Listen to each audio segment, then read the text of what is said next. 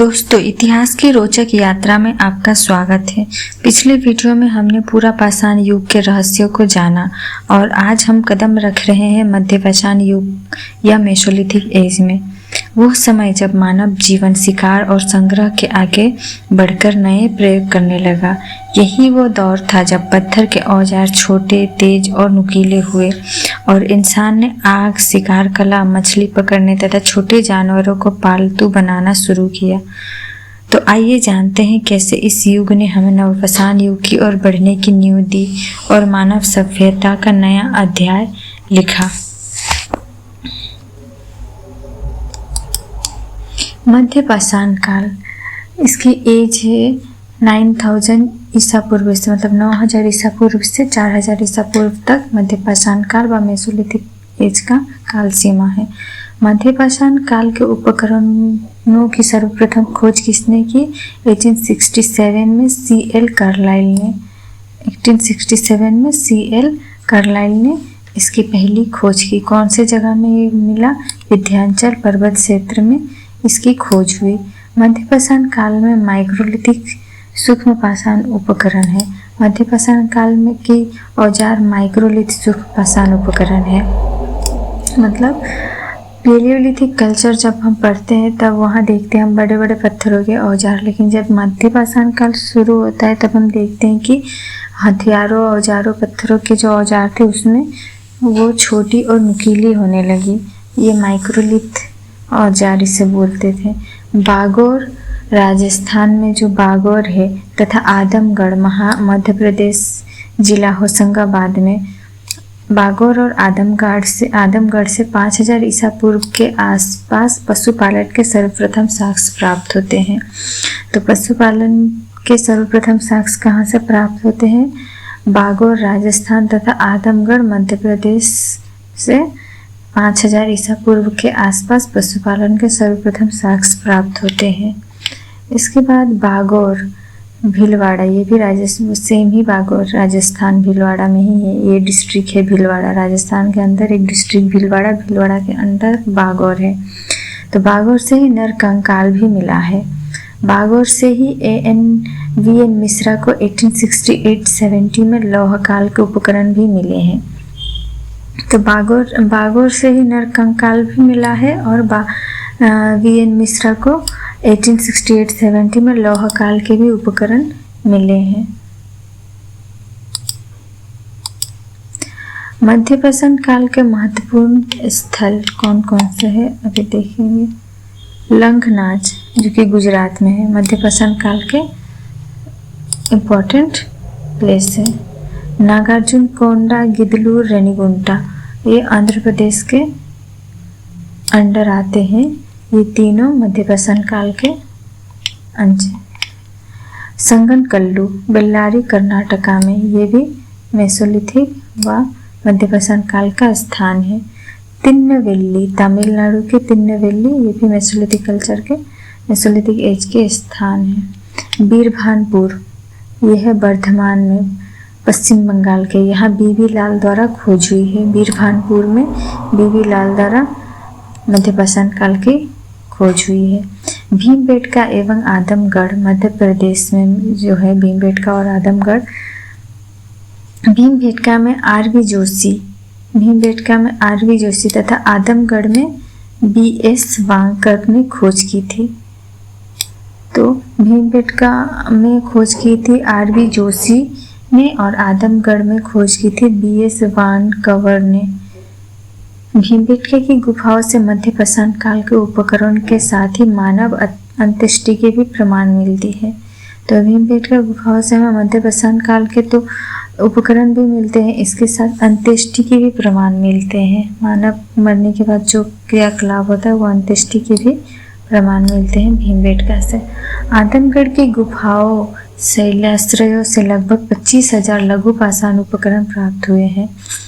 आदमगढ़ की गुफाओं से लगभग 25,000 माइक्रोलिथ हथियार प्राप्त हुए हैं। माइक्रोलिथ जो पत्थर के औजार, ये सब प्राप्त हुए हैं।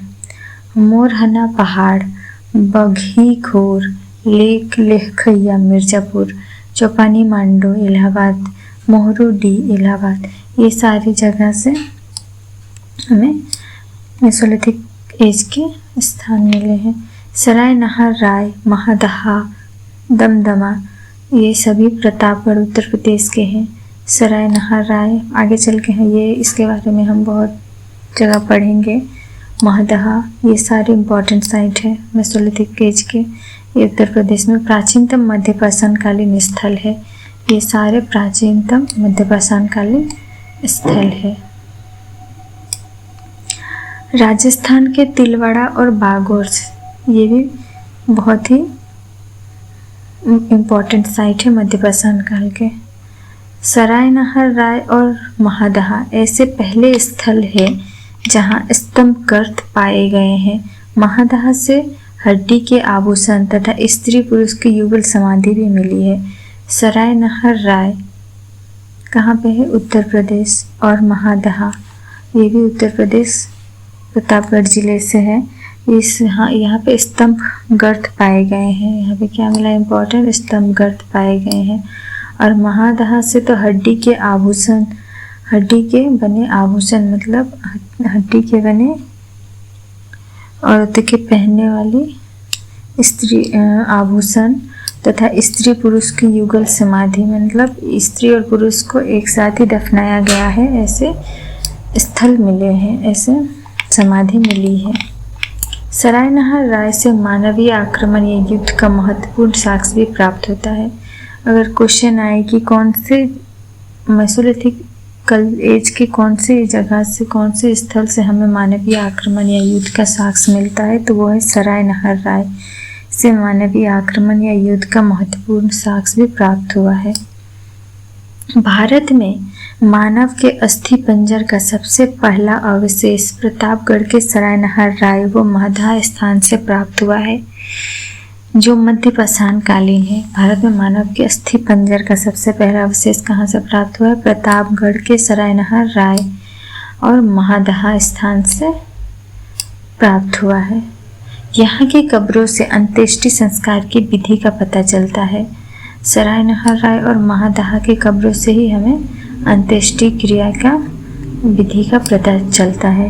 यह महत्वपूर्ण है कि भारत से आदि मानव के जीवाश्म नहीं मिले हैं। ये एक बहुत इम्पोर्टेंट लॉजिक है कि भारत में आदि मानव के आज तक कभी भी जीवाश्म नहीं मिले हैं। जो भी मिले हैं वो पैलियोलिथिक, मेसोलिथिक, न्यूलिथिक इस एज के इंसान के ही जीवाश्म मिले हैं। मध्यपाषाण काल के पालतू जानवरों में कुत्ता प्रमुख था। मेसोलिथिक एज में जो पालतू जानवर थे उसमें सबसे इम्पोर्टेंट कौन था? कुत्ता। गेंडे की हड्डी का प्रयोग से साक्ष्य लंगनाथ से मिले हैं। तो गेंडे के हड्डी के प्रयोग के साक्ष्य कहाँ से मिले हैं? लंगनाथ से मिले हैं। गेंडे के लंगनाथ से प्राप्त उपकरण भारत में मध्यपाषाण काल के माइक्रोलिथ उपकरण के सर्वोत्तम नमूने हैं। मतलब लंगनाथ से जो भी मध्यपाषाण कालीन उपकरण मिले हैं, हथियार मिले हैं या फिर औजार मिले हैं, ये सारे माइक्रोलिथ उपकरण में सबसे अच्छे मिले हैं। माइक्रोलिथ उपकरण में सर्वोत्तम नमूने हैं। भारत में अग्नि का प्रयोग मध्यपाषाण काल के अंतिम चरण या नवपाषाण काल में हुआ था। भारत में अग्नि का प्रयोग मध्यपाषाण काल के अंतिम चरण में हुआ था या न्यूलिथिक कल्चर नवपाषाण काल के शुरुआत में ये हुआ था। भीमबेटका के अतिरिक्त आदमगढ़, प्रतापगढ़ और मिर्जापुर से भी मध्यपाषाण काल के चित्रकला के साक्ष्य मिले हैं। भीमबेटका जो मध्य प्रदेश में है वहाँ से हमें चित्रकला के बहुत से साक्ष्य मिले हैं। लेकिन सिर्फ भीमबेटका ही नहीं है, इसके साथ हमें आदमगढ़, प्रतापगढ़ और मिर्जापुर यहाँ से भी हमें चित्रकला के साक्ष्य मिले हैं। मेसोलिथिक कल्चर के लिए इतना ही। नेक्स्ट हम पढ़ेंगे न्यूलिथिक एज, नवपाषाण काल। तो आज के लिए इतना ही।